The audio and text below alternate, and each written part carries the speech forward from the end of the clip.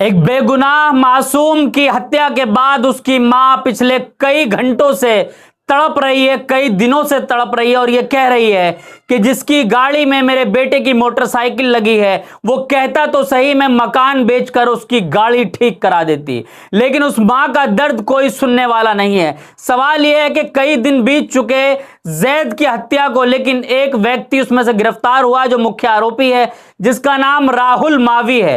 राहुल मावी के साथ प्रशासन के दो व्यक्ति खड़े होकर फोटो खिंचवा रहे हैं। ऐसा लग रहा है कि राहुल मावी को बारात में बुलाया गया है। मामला क्या है पूरा आपको विस्तार से बताएंगे। आदाब दोस्तों, मैं आपके साथ जफर सिद्दीकी, आप देख रहे हैं द लाइक इंडिया। दोस्तों, इस पर कल भी हमने स्टोरी करी थी, इस पर ऑलरेडी खबर हो चुकी है हमारे चैनल के, लेकिन उसके बावजूद भी कुछ चीजें ऐसी है जो अपडेट करनी बेहद जरूरी है। इस वक्त पूरे देश की निगाह जो है वो गाजियाबाद के अंदर हुई एक हत्या जो लोनी बॉर्डर पर हुई है, जैद की हत्या को लेकर जो है तमाम लोग चर्चा में है।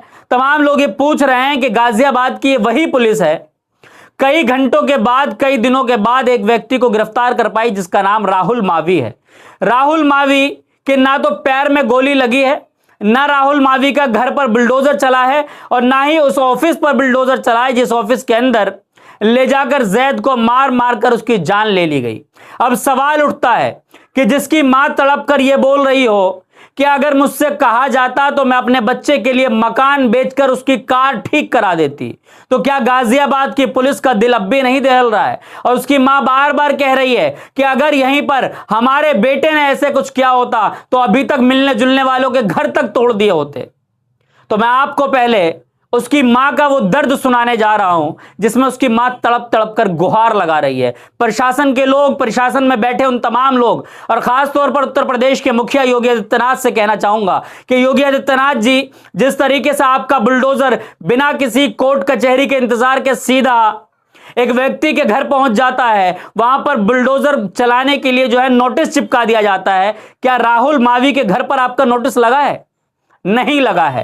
तो चलिए पहले उस मां का दर्द सुनवाता हूं जो मां तड़प रही है, बिलख रही है। सुनिए इस वीडियो को। मैं घर बेच के दे देती हूँ उन्हें नोट के साथ सभी भर लिया, सूर का पिसाबों ने 700 रुपया भी ले लिया, फिर भी मेरे बच्चे को मार दिया। एक बार फोन करते हम तो घर बेच के दे देते, पर मेरे बच्चे को तो न मारते, तो मैं मारने की पड़ रही गरीबों के बच्चे को।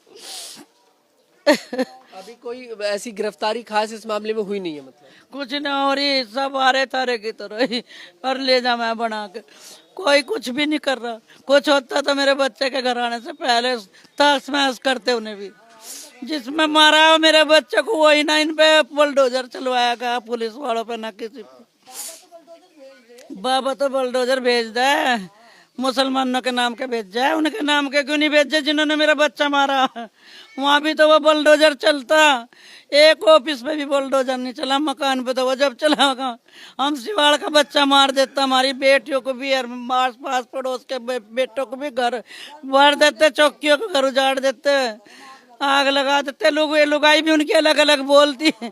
आज मैं 3 दिन हो गए मच्छी की तरह तड़पती है, मुझे तो कुछ भी इंसाफ नहीं मिल रहा। साथियों, आपने सुन लिया कि एक बच्चे की मां किस तरीके से फूट फूट कर रो रही है, तड़प रही है और अपने बेटे को याद कर रही है, कह रही है कि मेरे बेटे को इंसाफ कब मिलेगा।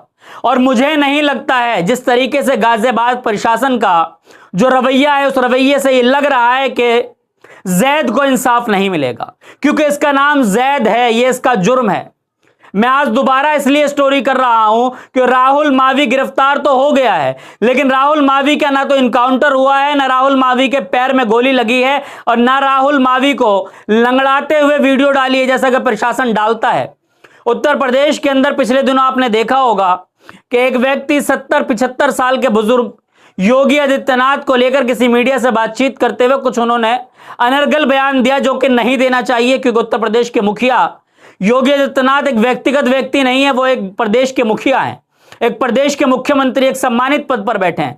लेकिन उसको लेकर 75 साल के बुजुर्ग की उत्तर प्रदेश की पुलिस ने ऐसी पिटाई करी कि कुछ घंटे बाद वो लंगड़ाते नजर आए। उनके लंगड़ाते हुए की वीडियो तक डाली गई। तो क्या राहुल मावी को लंगड़ाते हुए तक की वीडियो भी नहीं आई है जिसने एक व्यक्ति की जान ले ली है? अब सवाल उठना स्वाभाविक है कि जहां नाम राहुल मावी है, एक प्रदेश के अंदर 2 कानून, एक कानून की हमने कई बार जिक्र करा है, फिर आज कर रहा हूं, असद का इनकाउंटर, जहां असद का इनकाउंटर हुआ उसी खोड़ा के अंदर, जहां गाजियाबाद के प्रशासन ने असद का कुछ ही घंटों में इनकाउंटर कर दिया, उसके बाद उस व्यक्ति की जो है लाश को दफनाया गया। उस व्यक्ति का जो अंतिम संस्कार हुआ वो उसके बाद हुआ जब उसका इनकाउंटर हो गया। वहीं दूसरी तरफ अगर जैद की हत्या होती है तो उसका जो आरोपी है राहुल मावी, उसको कई दिनों के बाद गिरफ्तार किया जाता है, और गिरफ्तार भी ऐसे करके खड़ा किया गया जैसे उसको बारात में उसको दावत दी गई है। ना उसका इनकाउंटर, ना उसके घर पर बुलडोजर, ना ही उसके लंगड़ाते हुए की वीडियो, ना उसको 3rd डिग्री, कुछ नहीं दिया गया। अब सवाल उठ रहा है, गाजियाबाद की पुलिस क्या मुसलमानों को देखकर इनकाउंटर करती है? क्या जहां पर व्यक्ति मुसलमान होगा, जो मुजरिम मुसलमान होगा, उसके घर को बुलडोजर से ढाया जाएगा, जो दूसरे समुदाय के होंगे उनके लिए कोई कार्रवाई नहीं है? सवाल इसलिए उठ रहा है कि उत्तर प्रदेश के अंदर नाम देखकर भेदभाव तरीके से कानूनी कार्रवाई की जा रही है। लगातार लोग मांग कर रहे हैं, लोग कह रहे हैं कि इनकाउंटर क्यों नहीं होगा, और क्यों नहीं हुआ? जबकि मुसलमान होता तो इनकाउंटर हो जाता। इनकाउंटर का मैं समर्थन नहीं करता हूं, पूर्ण तरीके से मैं बहिष्कार करता हूं, लेकिन लोगों की बात बता रहा हूं जो जनता आवाज उठा रही है। उसकी मां का कलेजा फटा जा रहा है। उसकी मां कह रही है मैं घर बेचकर अपने बच्चे की भरपाई कर देती, मेरा बच्चा चला गया। 7 बहनों का अकेला भाई था वो, यानी कि वो 8 घरों का चिराग था। 7 बहनों के घर का चिराग भी एक भाई होता है, और एक अपने मां बाप का चिराग। सोचिए, वो 7 बहनें आज नहीं कल अपने घर रुखसत हो जाएगी, उस बूढ़े मां बाप का सहारा कौन बचा? प्रशासन द्वारा, सरकार के द्वारा ना तो कोई अभी तक मुआवजे का ऐलान किया गया, ना राहुल मावी का इनकाउंटर हुआ, ना उसकी लंगड़ाते हुए की वीडियो आई, ना उसका घर पर बुलडोजर का कोई नोटिस लगा, ना ही उसका घर से किसी को सरकारी नौकरी की बात कही गई। यह सब कुछ क्या एक हिंदू समाज के व्यक्ति के लिए होता है? क्या उत्तर प्रदेश के अंदर, क्या देश के संविधान के अंदर मुसलमानों के लिए अलग कानून बनाया गया और हिंदू समाज के लिए अलग कानून बनाया गया है? क्या किसी की जान इतनी सस्ती हो चुकी है कि किसी व्यक्ति की बाइक अगर कार से टकरा जाए तो उस व्यक्ति की जान ले लो, पीट पीट कर उसकी हत्या कर दो, और उसके बाद पुलिस का रवैया इतना सीधा साधा, इतनी शरीफ पुलिस? यह वही पुलिस है जिन्होंने एक हत्या की आड़ में कई मदरसे बंद किए, कई मदरसों पर ताला लगाया, असद का इनकाउंटर किया, असद के परिवार के 7-8 लोगों को जेल भेजा। और दूसरी तरफ जैद वाले मामले में क्या हो रहा है? क्या राहुल मावी के फादर जेल गए? क्या राहुल मावी का भाई जेल गया? क्या राहुल मावी के दोस्त जेल गए? क्या राहुल मावी का इनकाउंटर हुआ? कुछ नहीं हुआ, और मुझे नहीं लगता कि कुछ होगा भी, क्योंकि यहां पर नाम उर्दू है। तो सत्ता में बैठे तमाम लोगों से कहना चाहूंगा कि सत्ता की हनक ज्यादा दिन नहीं चलने वाली है।